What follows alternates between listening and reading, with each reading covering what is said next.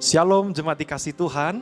Hari ini kita akan kembali bersama-sama datang menyembah Tuhan. Kita mau beribadah kepada Tuhan. Ini adalah momen yang sakral, momen yang spesial saudara, di mana seminggu sekali kita bersama-sama akan datang beribadah kepada Tuhan. Untuk itu saudara, saya mengajak setiap kita saat ini, jikalau kita ada kegiatan-kegiatan yang lain di rumah, mari kita boleh tinggalkan dulu sejenak, sehingga kita boleh sungguh-sungguh fokus ketika kita datang beribadah kepada Tuhan. Mari saudara, saya mengajak setiap kita saat ini, kita mengambil saat teduh terlebih dahulu.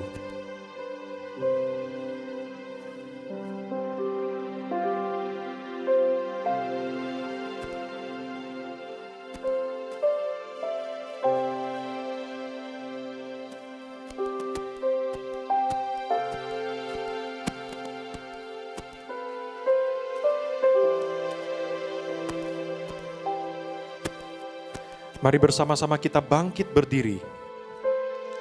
Ibadah ini kita mulai dengan pertolongan dari Allah Bapa, Putra, dan Roh Kudus. Kiranya kasih, karunia, dan damai sejahtera dari Allah Tritunggal boleh menyertai ibadah kita ini dari awal, pertengahan, hingga akhirnya. Amin. Shalom Bapak Ibu jemaat sekalian. Saat ini kita akan masuk ke dalam hadirat-Nya. Kita mau masuk ke tahta suci-Nya. Kita boleh menanggalkan sejenak beban kita, semua masalah kita. Dengan hati yang sungguh-sungguh kita masuki hadirat-Nya. Kita angkat satu pujian tahta suci-Nya.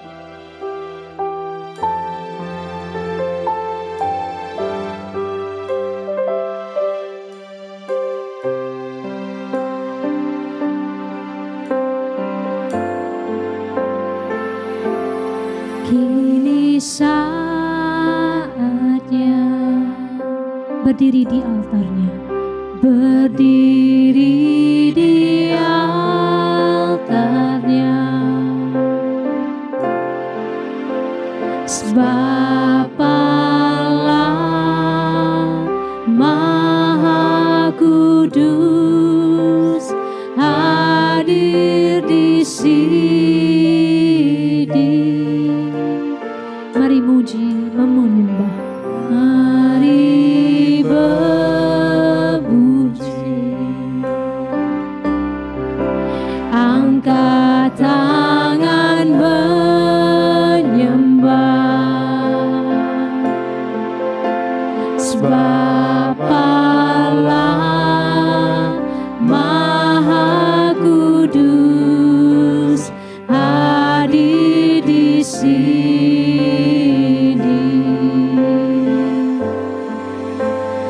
Kita masuk tahta suci-Nya, bersama para malaikat menyembah. Mari puji, mari puji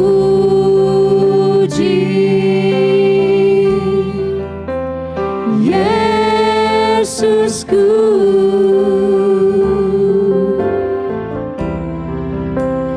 Kita masuk hadirat-Nya Maha Kudus. Mari kita angkat pujian ini sekali lagi. Ini saatnya berdiri di altarnya, Berdiri di altarnya. Sebab Allah Maha Kudus hadir di sini. Mari memuji, mari memuji. Angkat tanganmu menyembah,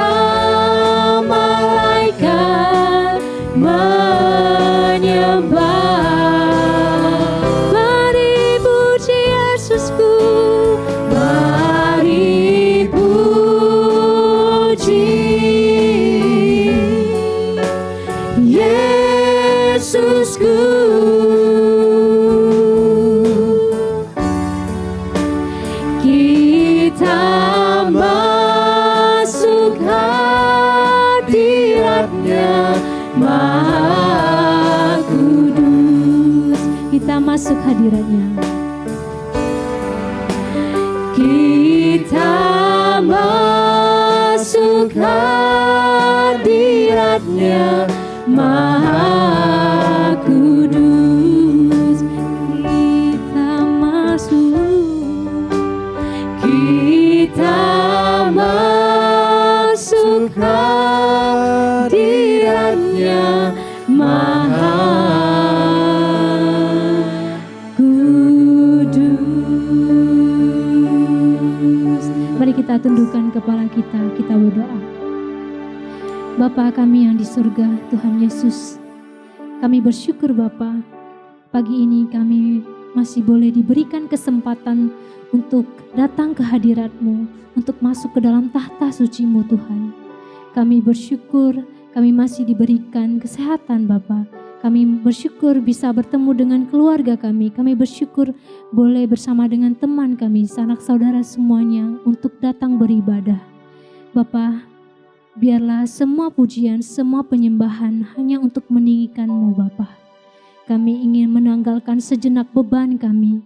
Kami ingin meninggalkan sejenak masalah kami. Kami ingin sungguh-sungguh masuk ke dalam hadirat-Mu Tuhan. Biarlah Engkau yang melayakkan kami dan menguduskan ibadah pagi ini. Di dalam nama Tuhan Yesus kami telah berdoa. Haleluya. Amin. Saat ini mari kita bersama-sama mengakui iman kita, pengakuan iman rasuli. Pengakuan iman rasuli. Aku percaya kepada Allah, Bapa yang Maha Kuasa, Khalik langit dan bumi, dan kepada Yesus Kristus, Anaknya yang tunggal, Tuhan kita, yang dikandung dari Roh Kudus, lahir dari anak darah Maria, yang menderita sengsara di bawah pemerintahan Pontius Pilatus, disalibkan, mati dan dikuburkan, turun ke dalam kerajaan maut. Pada hari yang ketiga, bangkit pula dari antara orang mati, naik ke surga, duduk di sebelah kanan Allah, Bapa yang Maha Kuasa. Dan dari sana Ia akan datang untuk menghakimi orang yang hidup dan yang mati. Aku percaya kepada Roh Kudus, gereja yang kudus dan am, persekutuan orang kudus, pengampunan dosa, kebangkitan tubuh, dan hidup yang kekal. Amin. Jemaat, saya persilakan untuk duduk kembali. Saat ini saya ingin mengajak jemaat sekalian untuk menaikkan sebuah pujian, Ajarku Berdiam. Kita mau nyatakan, kita ingin selalu hidup di dalam Dia. Kita kagum akan setiap kebaikan yang telah Tuhan berikan di dalam hidup kita. Mari kita naikkan pujian ini sambil bertepuk tangan.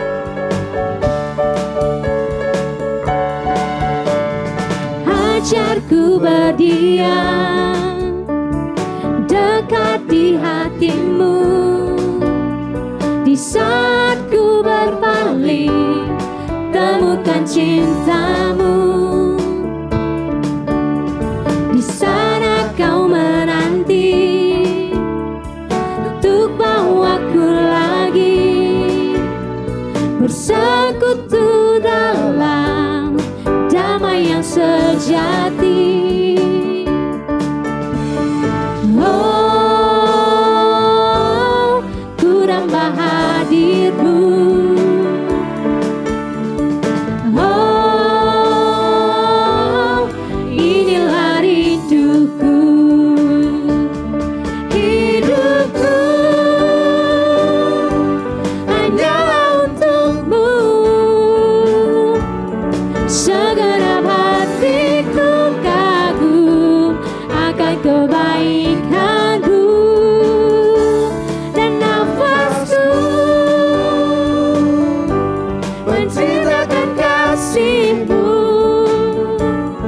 Ajarku berdiam dekat di hatimu.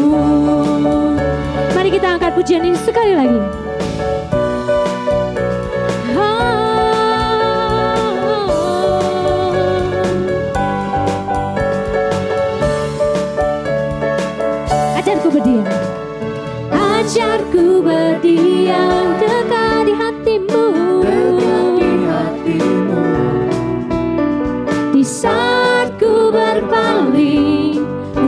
menemukan cintamu, di sana kau menanti.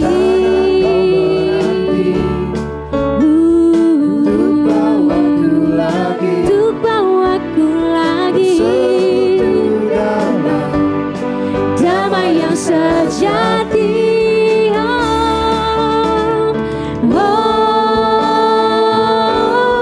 Ku nambah hadirmu.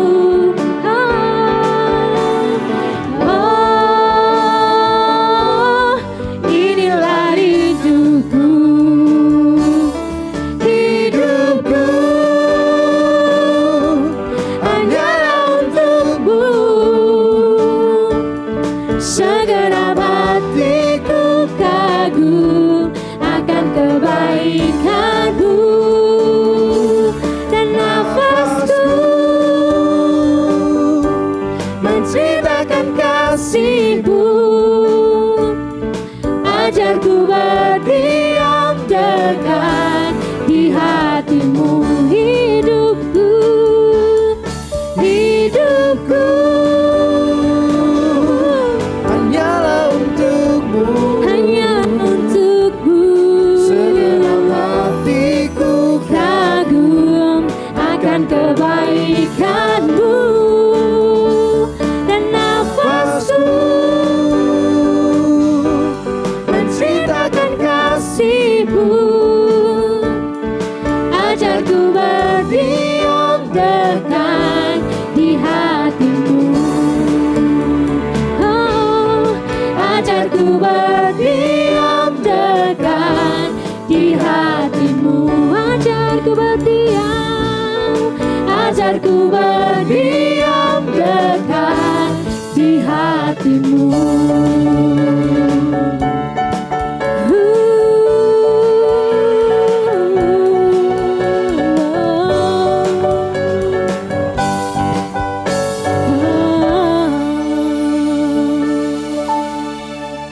Amin. Sebelum kita mendengarkan firman Tuhan, saya ingin mengajak jemaat sekalian untuk menaikkan sebuah pujian berjanamu. Biarlah melalui pujian ini kita menyerahkan segenap hidup kita, pikiran kita, dan biarlah rencana Tuhan dan kehendak Tuhan yang terjadi di dalam hidup kita.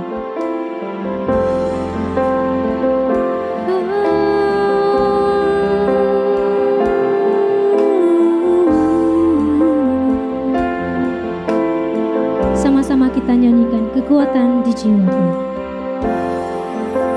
Kekuatan di jiwaku,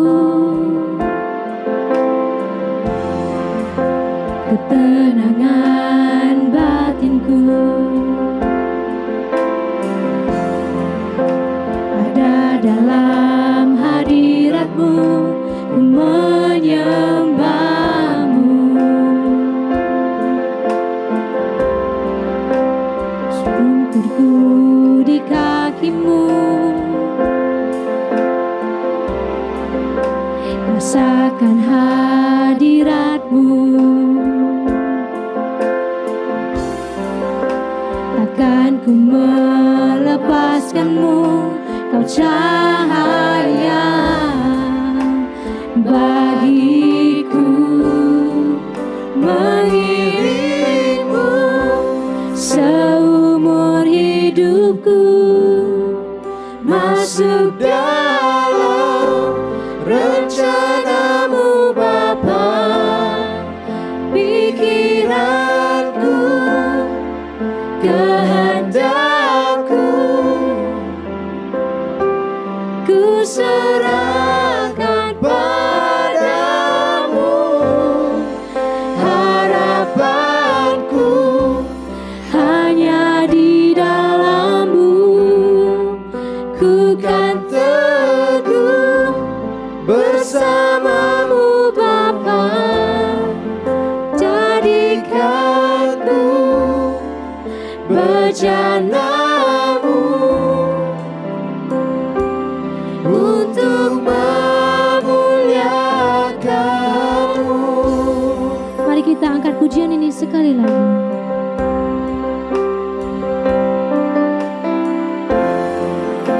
Bersungguh tersungkurku di kakimu, rasakan hadiratmu, rasakan hadiratmu. Oh, takkan ku melepaskanmu, kau cahaya bagiku. dirimu Seumur hidupku masuk dalam rencanamu Bapa, pikiranku, kehendakku, ku serahkan padamu, harapanku hanya di dalam-Mu, ku kan teguh bersama-Mu Tuhan, jadikanku bejanamu untuk memuliakanmu.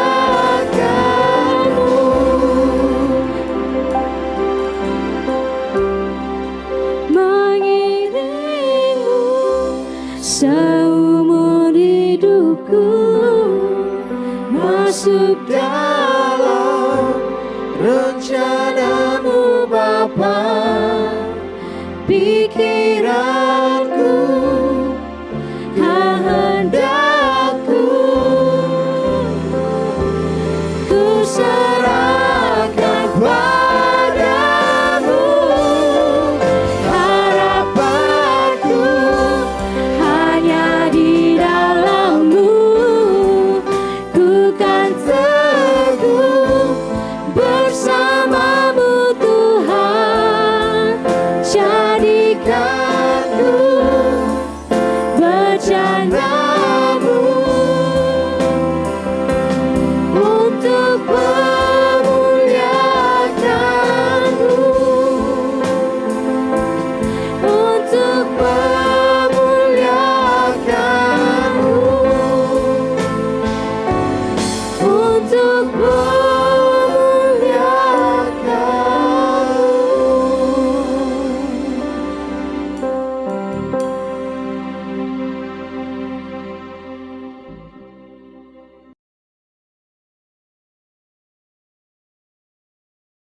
Shalom jemaat dikasih Tuhan. Mari kita bersatu di dalam doa. Tuhan, jadikanlah kami bejana yang seturut dengan rencana-Mu. Jadikan kami bejana yang boleh memuliakan nama-Mu Tuhan. Mungkin dalam kehidupan kami seringkali kami itu hidup untuk menyenangkan diri kami sendiri. Ampuni kami. Tolonglah kami supaya kehidupan kami Tuhan dari hari ke hari kami boleh semakin menyenangkan-Mu, semakin memuliakan nama-Mu. Dan saat ini kami akan merenungkan firman-Mu. Tolong setiap kami supaya kami boleh mendengar dengan fokus. Karena hanya firman Tuhan yang sanggup menguatkan, membangkitkan iman kami dan mengubahkan kehidupan kami.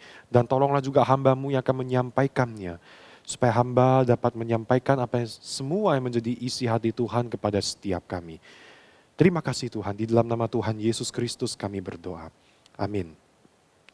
Saudara, hari ini kita akan bersama-sama merenungkan satu tema, yaitu titik terendah. Saudara, dunia kita ini memiliki titik terendah, ya, tempat yang paling rendah. Kalau tempat yang paling tinggi di dunia ini adalah Gunung Everest, puncak Gunung Everest. Ya. Kalau tempat paling terendah di dunia ini itu adalah Palung Mariana. Yaitu ada di daerah samudra sana, saya lupa di samudra mana, itu sudah paling dalam, kemudian dia ada satu lobang besar begitu, itu masuk lebih dalam lagi, itu namanya Palung Mariana saudara. Titik terendah dalam muka bumi ini. Nah saudara, bukan cuma bumi ini memiliki titik terendah, tetapi dalam hidup kita terkadang juga memiliki titik terendah. Kita pernah mengalami titik terendah dalam hidup kita. Atau jangan-jangan saat ini, sekarang ini kita juga sedang mengalami titik terendah itu. Suatu situasi di mana seakan-akan tidak ada jalan keluar lagi. Satu situasi di mana tidak ada harapan lagi. Semua terasa begitu gelap sekali, saudara. Saudara, inilah akan kita sama-sama akan coba kita renungkan pada hari ini, saudara. Yaitu titik terendah. Bagaimana setiap kita ketika kita mengalami situasi seperti ini, sikap apa, iman hati seperti apa yang perlu kita itu miliki kepada Tuhan. Abraham, saudara, bapak orang beriman ini ya, dia juga pernah mengalami titik terendah di dalam kehidupannya. Dia sebelumnya dipanggil Abram ya. Jadi nanti sepanjang khotbah ini saya akan lebih sering memanggil dia dengan sebutan Abram. Karena pada saat itu dia belum diganti namanya oleh Tuhan, saudara. Nah, jadi kalau kita mengikuti khotbah daripada minggu lalu, kita tahu bahwa Abram itu diberikan janji oleh Tuhan. Diberikan apa? Dijanji apa? Diberikan janji tentang keturunan dan diberikan janji tentang tanah. Tuhan mengatakan kepada Abram, nanti aku akan memberkati kamu, aku akan memberikan keturunan yang banyak kepada kamu, aku akan memberikan satu tanah kepada kamu nanti. Ada janji keturunan di sana. Waktu itu Abram itu berumur 75 tahun. 75 tahun dan dia belum punya anak. Ya. Waktu pun terus bergulir. Abram sudah banyak melewati berbagai peristiwa di pasal 13, di pasal 14. Kita tentu sudah membacanya ya dalam bacaan Alkitab setahun. Tahun demi tahun terus berjalan dan Abram itu tetap masih belum punya anak.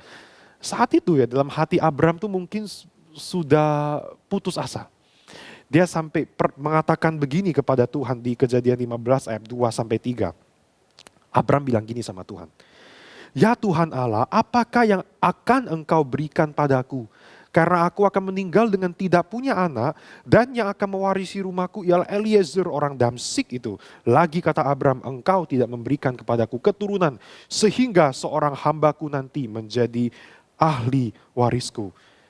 Di pasal 12 Tuhan berkata, aku akan memberikan keturunan kepadamu, tetapi di pasal 15 ayat 3 Abram mengatakan kepada Tuhan, engkau tidak memberikan keturunan kepadaku. Satu perkataan yang antitesis bertolak belakang dengan apa yang diucapkan oleh Tuhan. Ini adalah perkataan kecewa. Perkataan mencerminkan keputusasaan dari Abram. Tetapi saudara, Allah itu tetap mengatakan bahwa perjanjiannya itu tidak akan batal. Kita lihat di ayat yang keempat. Tetapi datanglah firman Tuhan kepadanya demikian, orang ini, yaitu Eliezer, si hamba itu, tidak akan menjadi ahli warismu, melainkan anak kandungmu lah, dialah yang akan menjadi ahli warismu nanti. Tuhan tetap mengatakan pada Abram, tidak, perjanjianku itu tidak akan pernah batal sama kamu. Nah, untuk membuktikan bahwa ucapan Tuhan tidak akan pernah batal, Tuhan itu mengadakan satu perjanjian dengan Abram. Kita bisa lihat itu ya saudara, kalau kita membuka dari ayat yang ke-7, kita coba buka dulu. Kejadian pasal yang ke-15. Kejadian pasal 15 ayat yang ke-7 sampai yang ke-11. Ini kita tidak akan membacakannya saudara-saudara, mungkin bisa baca sendiri. Tapi saya akan jelaskan saja kepada saudara. Tuhan itu meminta Abram itu mempersiapkan hewan-hewan korban. Kemudian itu diminta bagi dua. Contohnya seperti di ayat 10, Abram itu kan mengambil semuanya itu bagi Tuhan, dipotong dua, lalu diletakkannya bagian-bagian itu, yang satu di samping yang lain. Hanya burung-burung yang tidak dipotong dua. Nah ini kenapa harus dipotong dua?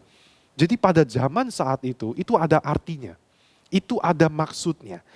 Orang-orang pada zaman saat itu mengadakan perjanjian, itu adalah dengan cara seperti itu. Memotong dua, membelah dua potongan hewan-hewan korban itu, kemudian diletakkan di atas mezbah itu, kemudian dua belah pihak ini yang mengadakan perjanjian ini, kedua belah pihak, itu mereka akan berjalan melewati potongan-potongan daging itu. Untuk apa berjalan di sana? Maksudnya gini, kalau mereka berjalan di sana, kemudian di kemudian hari mereka itu membatalkan perjanjiannya, maka pihak yang membatalkan perjanjian itu akan dipotong-potong, akan dibagi dua. Seperti itu. Itu adalah perjanjian yang sangat kuat pada saat itu saudara. Kalau pada zaman ini kedua belah pihak mengadakan perjanjian cukup pergi ke notaris, tanda tangan di atas materai 6.000. Tapi kalau pada saat itu dilakukannya dengan cara seperti itu, saudara. Dan menarik sekali, Tuhan itu meminta Abraham melakukan hal yang untuk mempersiapkan yang seperti ini. Kalau kita lihat di ayat yang ke 11 tadi, saudara, dikatakan bahwa Tuhan itu membuat Abraham itu tidur dengan nyenyak. Oh, ayat yang ke-12 ya. Tuhan itu membuat Abraham itu tidur dengan nyenyak. Tujuannya apa? Tuhan tidak ingin Abraham itu ikut berjalan bersama-sama dengan Tuhan melewati potongan-potongan daging itu. Tuhan sendirilah yang nantinya dia sendiri akan berjalan melewati potongan-potongan daging itu. Dan itu terdapat di ayat yang ke-17 bukan? Perapian yang menyala itu melewati potongan-potongan daging. Itu adalah simbol kehadiran Tuhan. Secara tidak langsung Tuhan itu ingin berkata kepada Abraham seperti ini. Abraham, aku tidak akan pernah membatalkan perjanjianku pada kamu. Sekalipun sekarang ini kamu sudah ragu kepada aku. Kalau aku tidak menepati janjiku ini seakan-akan Tuhan ingin ngomong seperti ini saudara ya. Maka aku tuh akan terbagi dua seperti hewan-hewan ini. Saudara, ini adalah, saudara saya bayangkan Abraham pada saat itu dia melihat Tuhan melakukan seperti ini. Itu adalah dia akan merasakan ini adalah perjanjian yang sangat luar biasa. Dia akan dikuatkan sekali lagi oleh Tuhan. Saudara, ini perjanjian, janji yang begitu dahsyat, yang begitu mengharukan. Hal ini menunjukkan kalau Tuhan itu tidak pernah main-main dengan janji. Tuhan itu bukan Tuhan yang obral-obral janji. Tetapi dia mempunyai jaminan atas janjinya. Dan dia pasti akan menggenapinya. Oke saudara, kita lanjut dulu saudara ya. Tetapi setelah itu apa yang terjadi? Abraham tetap masih belum punya anak. Kita tahu bahwa Abraham itu putus asa di pasal 16 dia tuh sampai menikahi Hagar. Ya, dia sampai menikahi Hagar dan melahirkan Ismail. Tuhan gak pernah minta Abraham itu menikahi Hagar. Tapi Abraham sendirilah dengan Sarah mereka yang meragukan Tuhan lagi. Tetapi sekali lagi saudara, Tuhan itu tidak membatalkan perjanjiannya kepada Abraham. Abraham sudah melanggar perjanjian. Saya bayangkan kalau Abraham waktu itu ikut berjalan bersama-sama dengan Tuhan melewati potongan daging, maka apa yang akan terjadi? Ya kan? Tuhan sudah tahu itu. Abraham tidak bisa menjaga perjanjian. Hanya Tuhan yang bisa menjaga perjanjian, saudara. Ya. Tuhan tetap mengatakan bahwa keturunan yang dijanjikan bukanlah Ismail melainkan anak dari Sarah nanti. Maka tibalah di pasal ke-17. Ini akan menjadi inti pembahasan kita, saudara. Abraham sudah berusia 99 tahun saat itu. Kini Abraham benar-benar sudah putus asa.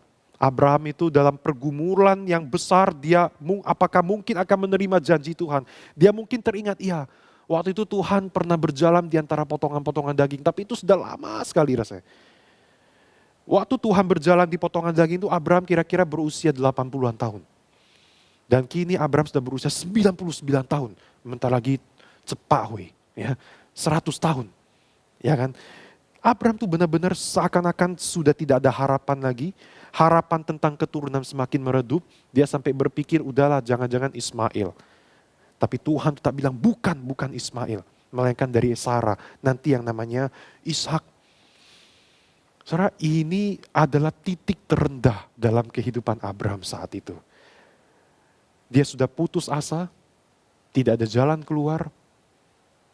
Yang ada di depannya hanyalah kegelapan dan kegelapan. Janji Tuhan itu sudah seakan-akan sudah hilang dari pandangannya. Nah, saudara, tepat di dalam momen dalam kondisi seperti ini, maka di Kejadian 17 ayat 1, Tuhan itu berkata kepada Abraham. Mari kita bersama-sama boleh melihat di Kejadian 17. Kejadian 17 ayat yang pertama, Tuhan itu mengatakan kepada Abraham, dia katakan begini, akulah Allah yang maha kuasa, hiduplah di hadapanku dengan tidak bercela. Akulah yang maha kuasa Tuhan, hiduplah di hadapanku dengan tidak bercela. Tuhan tuh ingin berkata kepada Abraham gini, hei Abraham bangunlah, sadarlah, ingat siapa aku. Aku Allah yang maha kuasa, aku El Shaddai. Aku Tuhan nih yang maha kuasa. Aku yang berkuasa atas seluruh bumi ini, aku berkuasa atas kehidupanmu, aku yang menciptakan kamu, lihatlah aku, El Shaddai. Saudara, ini adalah seruan dari Tuhan kepada Abram. Perkataan ini adalah perkataan seruan, saudara. Tuhan ingin mengatakan bahwa sesungguhnya tidak ada yang mustahil bagi aku. Bagi kamu memang saat ini tidak mungkin sekali punya anak, ya 99 tahun. Tapi aku mau kamu lihat aku. Lihatlah aku yang maha kuasa. Percayalah kepada aku. Kalau kita lihat ya di sana, hiduplah di hadapanku dengan tidak bercela.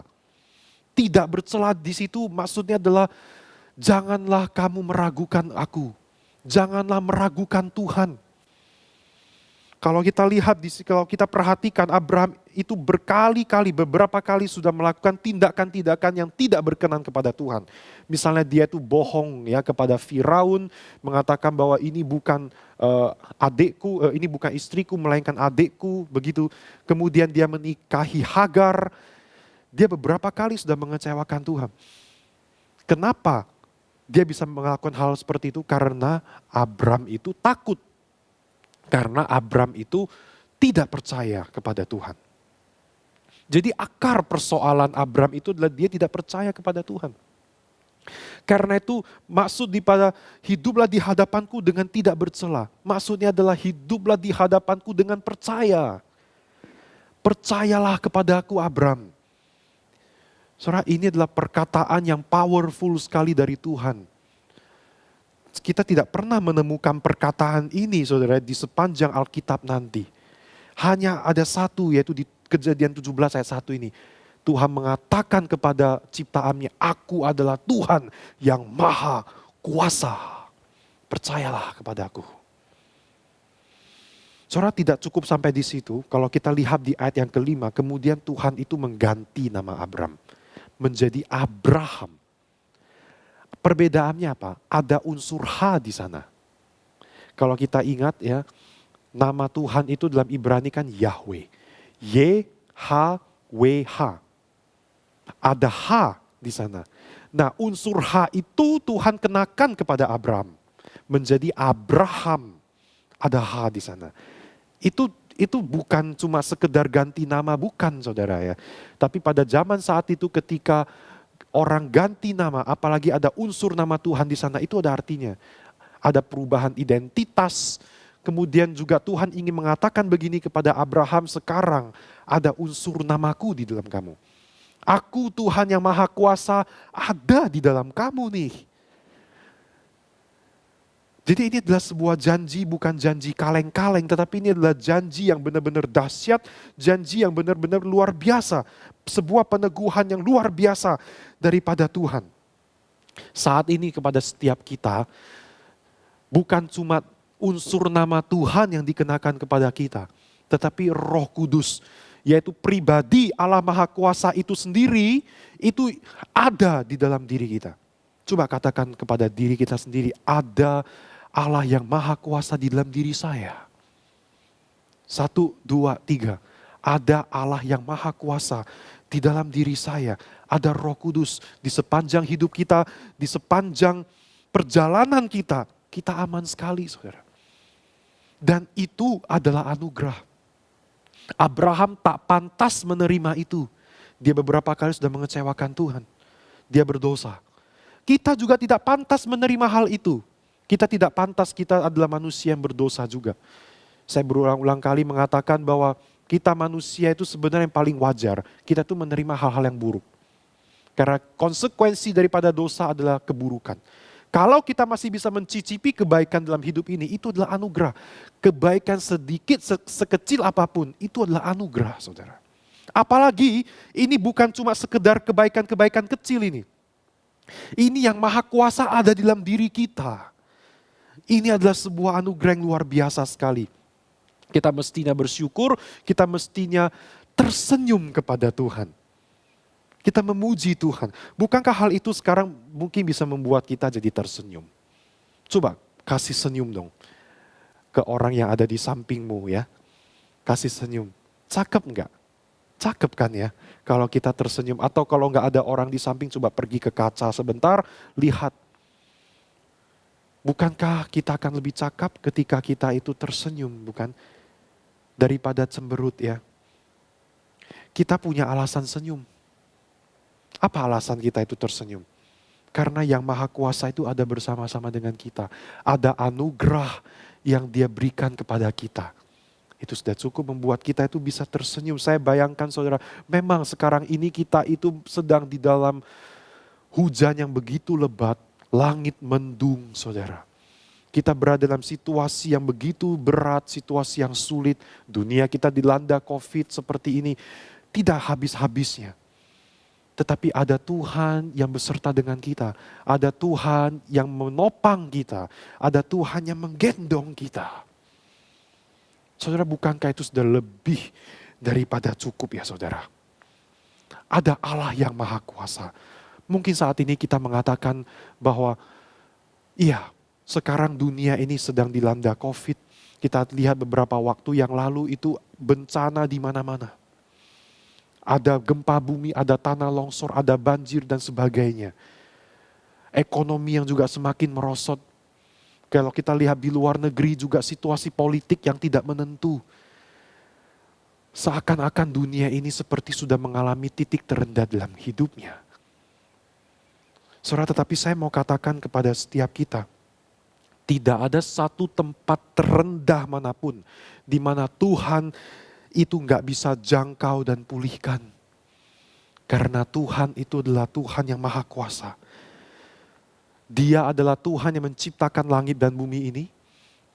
Dia tentu yang tahu bagaimana cara memperbaiki bumi ini. Ya kan? Dia yang kita panggil sebagai Bapa di surga. Itu adalah pemilik dunia ini. Saya teringat saudara ada satu cerita ini ya. Jadi ada satu orang mobil Ford ya. Itu kemudian tiba-tiba mogok di tengah jalan. Dia coba memperbaikinya, ini mesin ini gak bisa, tetap gak bisa hidup. Dia coba bawakan kepada bengkel terdekat, juga ini gak tahu nih gimana cara hidupinnya. Dia katanya ini sudah kerusakannya sudah dalam sekali ini. Wah, tetapi tiba-tiba ada seorang bapak tua yang lewat, ya bapak tua itu kemudian coba melihat-lihat orang yang mengalami kesulitan ini karena mobil gak bisa hidup. Kemudian bapak tua ini menghampirinya, ada apa ini? Iya, ini mobil gak bisa hidup, saya udah berusaha sekuat tenaga. Kemudian bapak tua itu kemudian dia mengutak-atik itu mobilnya sedikit, ya tek tek tek tek tek tek tek, langsung nyala saudara.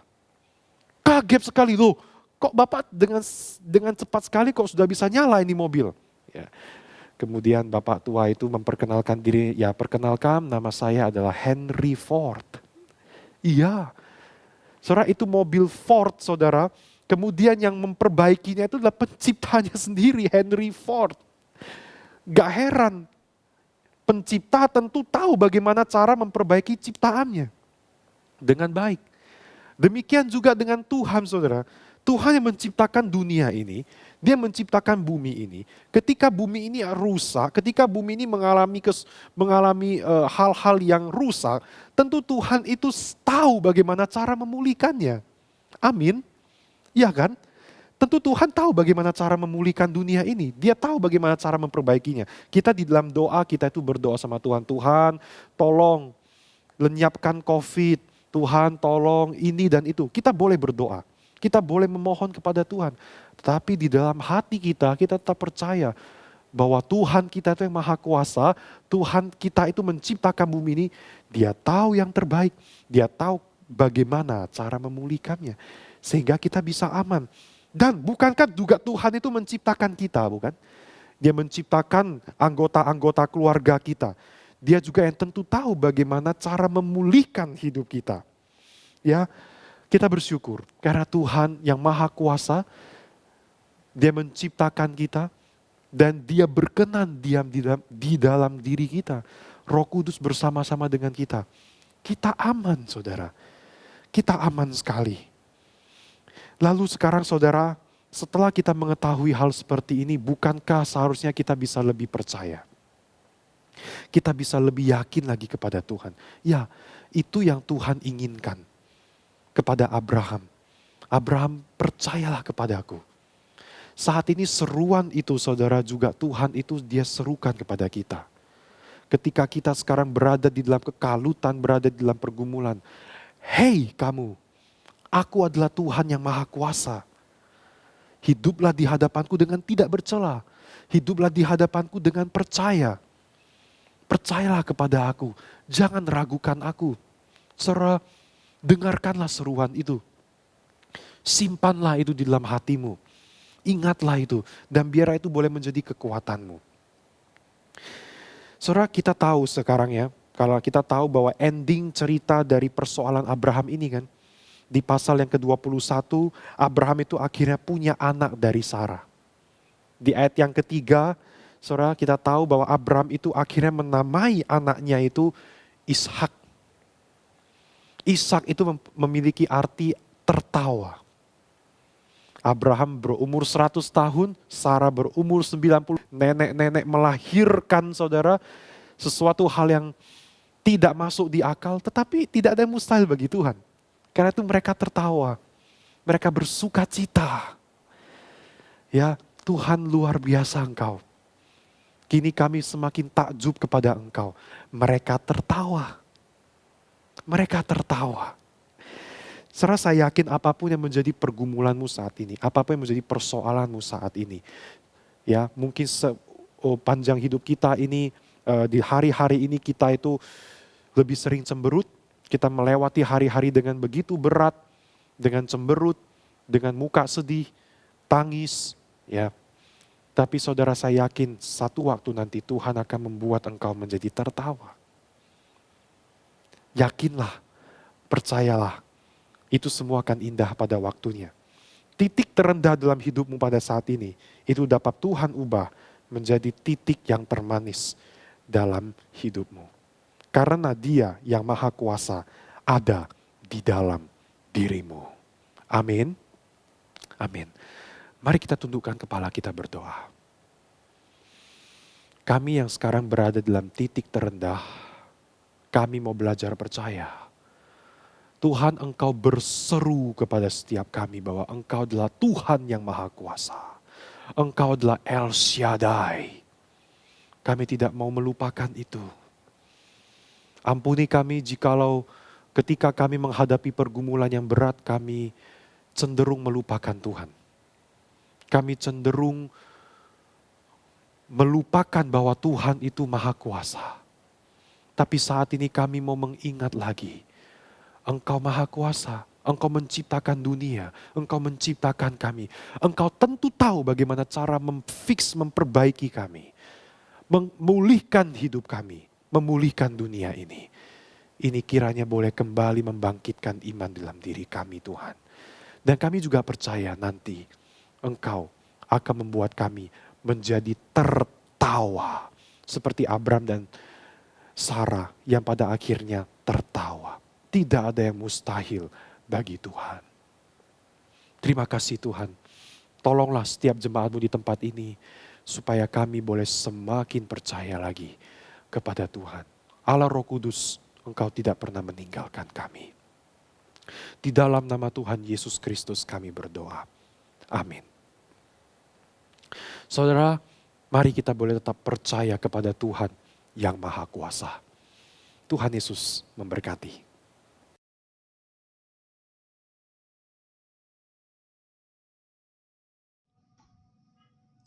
Shalom Jemaat Tuhan, nama saya Kathy Loretta, saya bekerja di Muni Teguh Memorial Hospital dan saya merupakan jemaat dari BCS Medan. Hari ini saya mau memberikan kesaksian tentang karya Tuhan di dalam hidup saya. Saya mengenal Tuhan sejak berumur 11 tahun dan pada saat itu saya mulai aktif mengikuti kegiatan gereja dan juga mengikuti berbagai bidang pelayanan di dalam gereja. Dan pada saat perayaan-perayaan di gereja seperti perayaan Natal, perayaan ulang tahun dan sebagainya, itu dalam seminggu saya bisa ke gereja sekitar 5-6 kali. Karena untuk latihan, untuk persiapan acara, dan juga termasuk untuk ibadah ya di hari Sabtu dan juga di hari Minggu. Dan pada saat itu ada beberapa orang di sekeliling saya yang mulai berkata kepada saya. Saat itu saya sudah beranjak berumur 20-an tahun, sudah selesai kuliah, sudah sambil bekerja. Dan mereka berkata kepada saya, untuk apa sih kamu setiap hari pelayanan di gereja? Memangnya pelayanan dapat apa? Lihat si A, lihat si B. Mereka sekarang sudah begini, sudah begitu. Kamu setiap hari sibuk dengan pelayanan di gereja. Nanti masa depan kamu seperti apa? Dan pada saat mendengar itu, saya sempat merasa sedih ya. Karena saya merasa, Tuhan, saya sudah melayani Tuhan selama ini. Tapi kenapa hidup saya buat beberapa orang sepertinya malah tidak jadi berkat gitu. Mereka malah berkata, kamu sibuk pelayanan, nanti masa depan kamu seperti apa, begitu. Namun pada saat itu firman Tuhan menguatkan saya, firman dan janji Tuhan. Tuhan berkata, carilah dahulu kerajaan Allah, maka semuanya akan ditambahkan kepadamu. Dan saya tetap percaya pegang janji Tuhan. Dan sungguh seiring waktu berjalan, saya melihat sungguh kebaikan Tuhan di dalam hidup saya.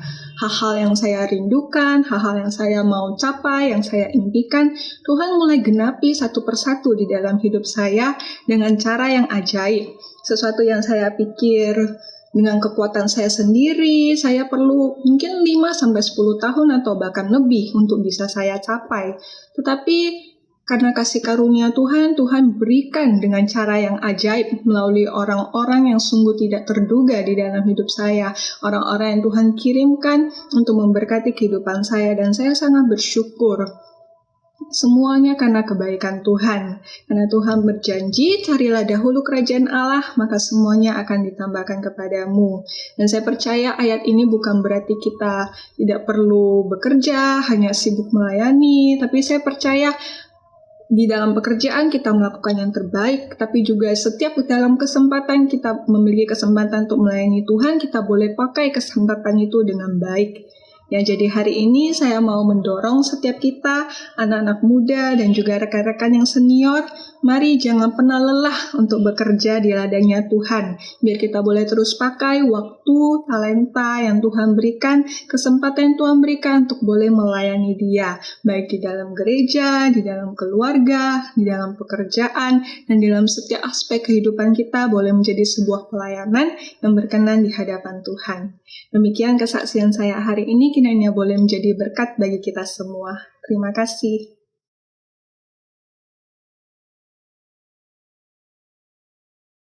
Mungkin saat ini ada di antara kita mengalami titik terendah di dalam hidup kita, ataupun nanti ke depannya kita boleh mengalami hal tersebut. Namun kita harus yakin Tuhan Maha Kuasa untuk memulihkan hidup kita. Sembari kita mengumpulkan yang terbaik untuk Tuhan kita, mari kita angkat satu pujian, semua karena anugerah-Nya.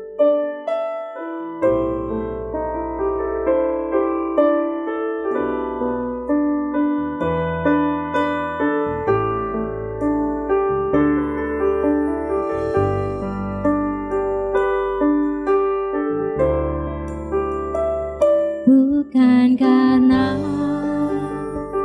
kebaikan-Mu, bukan karena fasih lidah-Mu, bukan karena kekayaan-Mu, Kau dipilih, Kau dipanggilnya, bukan karena kelebihan-Mu, bukan karena baik rupa-Mu, bukan karena kecakapan-Mu, Kau dipanggil, Kau dipakainya. Bila Engkau dapat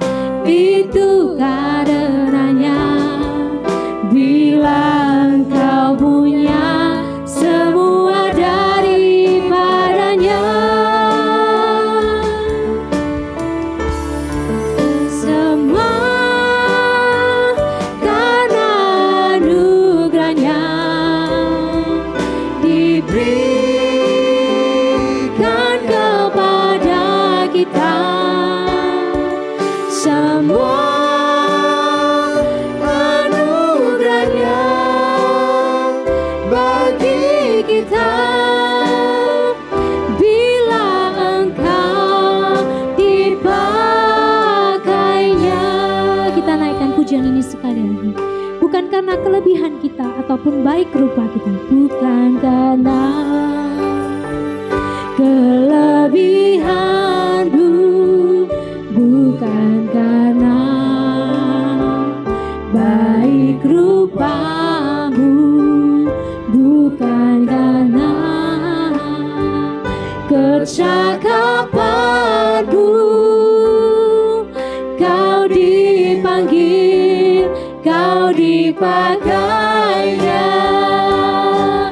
Bila engkau dapat, itu karenanya. Bila engkau hanya semua daripadanya. Semua karena anugerahnya diberikan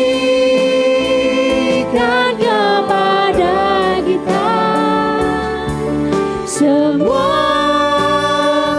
anugerahnya bagi kita. Bila engkau dipakainya. Semua karena anugerahnya diberikan kepada kita. Semua Anugerahnya bagi kita.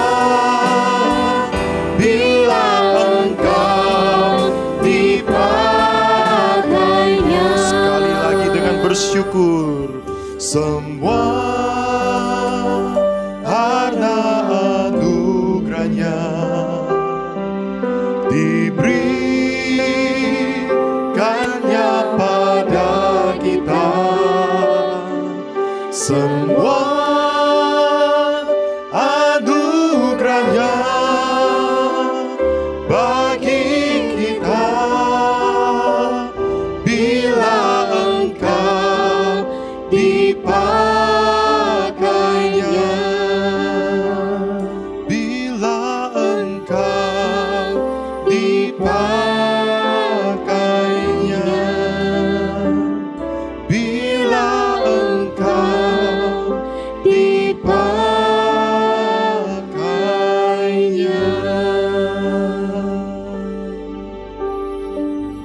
Kami tak henti-hentinya bersyukur kepada Engkau. Karena anugerah-Mu ya Tuhan, tiada berkesudahan dalam hidup kami. Semua karena anugerah-Mu kami masih ada sampai saat ini. Semua karena anugerah-Mu Tuhan, jikalau kami boleh melayani Tuhan. Terima kasih Tuhan. Tuhan, saat ini mungkin hidup kami berada dalam titik yang rendah. Kami merasakan berbagai pergumulan yang hebat menimpa kami. Satu pergumulan belum selesai, yang lain sudah datang. Tetapi Tuhan, kami mau percaya bahwa Tuhan bersama-sama dengan kami. Ada anugerah Tuhan di sepanjang perjalanan hidup kami, di sepanjang tahun ini. Journey of grace ya Tuhan. Perjalanan anugerah itu yang kami imani, yang akan menjadi perjalanan kami sepanjang tahun ini. Tuhan, tolonglah setiap jemaat-Mu di tempat ini yang mengalami setiap kesulitan dan pergumulan yang ada. Entahkah itu pergumulan sakit, penyakit, atau pergumulan ekonomi, atau pergumulan yang lain. Tuhan yang tahu lebih jelas, dan Tuhan juga tahu bagaimana cara Engkau akan memulihkan. Kapan waktu yang tepat Engkau akan memulihkan setiap kami. Oleh karena Tuhan, Kau kiranya boleh memberikan kekuatan. Engkau berikan penghiburan kepada setiap jemaat-Mu yang saat ini mungkin sedang dalam pergumulan. Saya percaya bahwa Tuhan berdiri bersama-sama dengan mereka, dengan setiap kami. Tuhan, pada kesempatan ini kami juga mau terus menyerahkan ya Tuhan untuk keadaan bangsa kami. Bersyukur bahwa vaksin sudah mulai, program vaksinasi sudah mulai berjalan. Kiranya Tuhan yang boleh terus menyertai, kiranya supaya vaksinasi ini boleh berjalan dengan baik, berjalan dengan merata ya Tuhan dan dengan cepat. Dan kami juga menyerahkan tuh efektivitas daripada vaksin tersebut, kiranya boleh sungguh efektif dalam menangkal virus COVID-19 dan juga boleh aman ya Tuhan.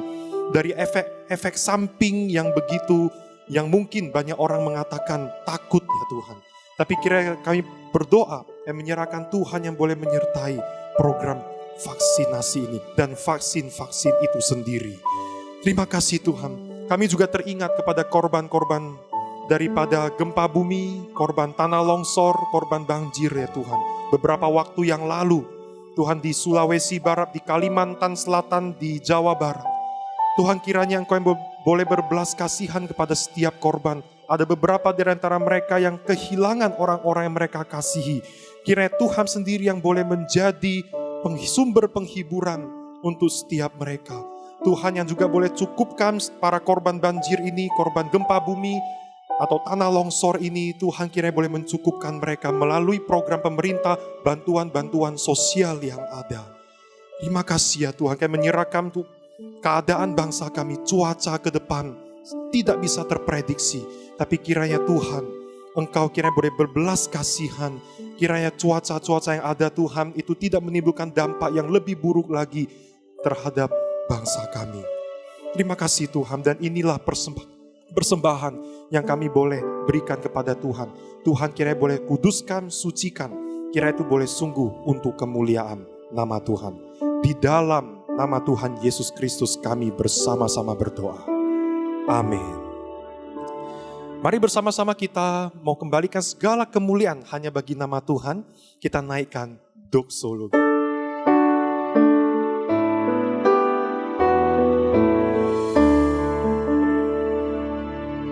Puji Allah Bapa Putra,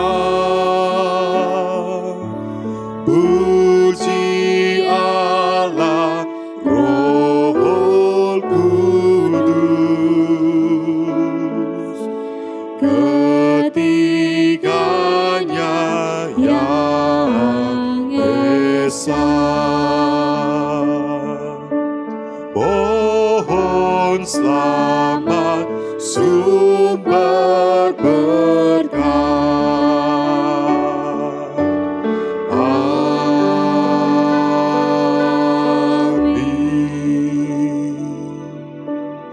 Kayak bersyukur Tuhan untuk ibadah yang kami boleh ikuti, dari puji-pujian, firman Tuhan, persembahan yang boleh kami berikan. Tuhan kiranya setiap elemen-elemen ibadah ini boleh sungguh kami hayati, dan itu boleh menjadi berkat untuk setiap kami. Iman kami Tuhan boleh semakin dikuatkan sekali lagi, khususnya oleh firman Tuhan. Mari jemaat dikasih Tuhan, kita boleh mengarahkan hati kita, kita angkat tangan kita dan terimalah berkat Tuhan. Kiranya kasih karunia yang berlimpah dari Bapa Sorgawi, damai sejahtera dari Tuhan kita Yesus Kristus Sang Juru Selamat, penghiburan, kekuatan, jaminan dari Allah Roh Kudus akan senantiasa menyertai perjalanan hidup kita dari sekarang sampai selama-lamanya. Amin. Amin.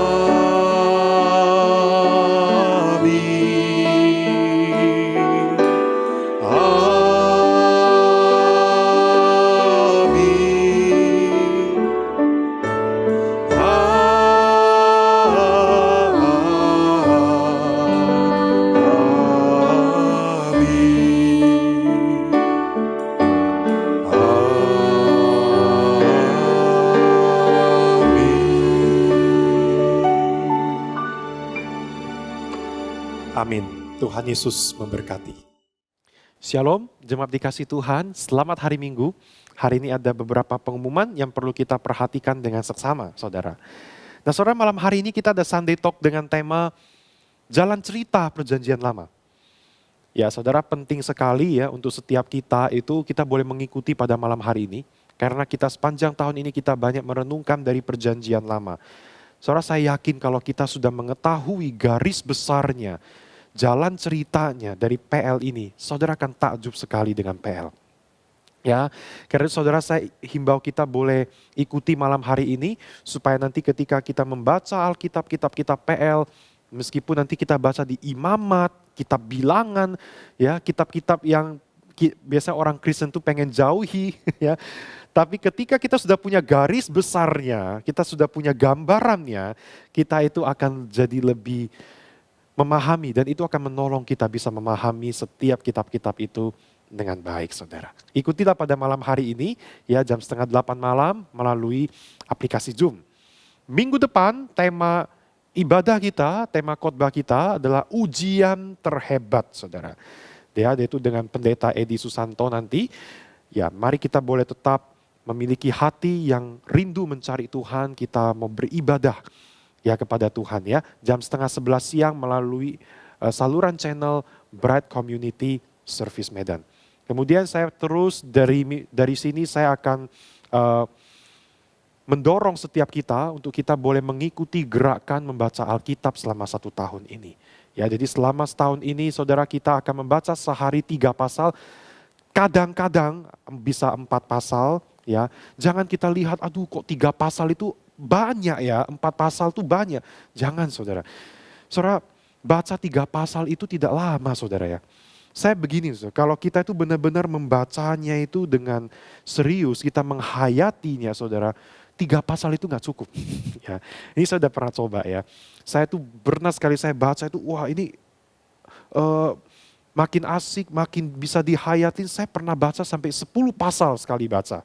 Dan itu terasa singkat sekali waktunya. Ya saudara, jadi ini adalah mau melatih kita untuk kita tuh memiliki kerinduan. Kita itu membaca Alkitab. Oke, saya mendorong ikutilah program daripada gereja. Ya, sehari kita baca 3 pasal. Di pokok doa harian saya selalu mengirimkan bacaan Alkitab harian itu. Karena itu saudara tetap membaca Alkitab sehingga iman kita boleh semakin bertumbuh di dalam Tuhan. Oke, itu saja pengumuman warta pada hari ini. Selamat hari Minggu saudara, Tuhan Yesus memberkati.